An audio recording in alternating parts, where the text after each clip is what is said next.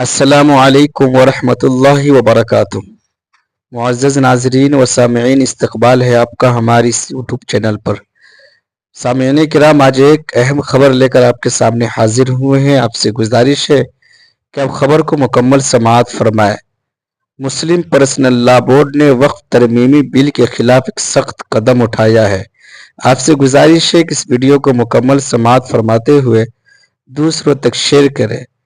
وقف ترمیمی بل کے خلاف تقریباً 6 کروڑ ای میلز بھیجے گئے ہیں، جبکہ جی پی ایس کا دعویٰ ہے کہ وقف ترمیمی بل جوائنٹ پارلیمنٹری کمیٹی کو صرف 84 لاکھ تجاویز ملی ہے، جبکہ یہ بالکل جھوٹ اور فریب سامنے بالکل نظر آ رہی ہے، کیونکہ مسلم پرسنل لا بورڈ کا دعویٰ ہے کہ مسلمانوں نے آل انڈیا مسلم پرسنل لا بورڈ کے ایک اعلان پر خوب جم کر ڈٹ کر اس کا مقابلہ کیا اور محنت کر کے وقف ترمیمی بل کے خلاف تقریباً 6 کروڑ ای میلز بھیج دیے گئے ہیں۔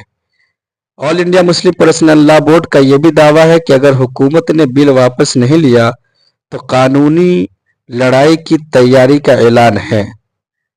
تو ناظرین کرام، یہ ہے جے پی ایس کا فریب، جو مسلمانوں پر ایک ترمیمی بل اور قانون کو بدل کر مصیبت میں ڈالنا چاہتی ہے۔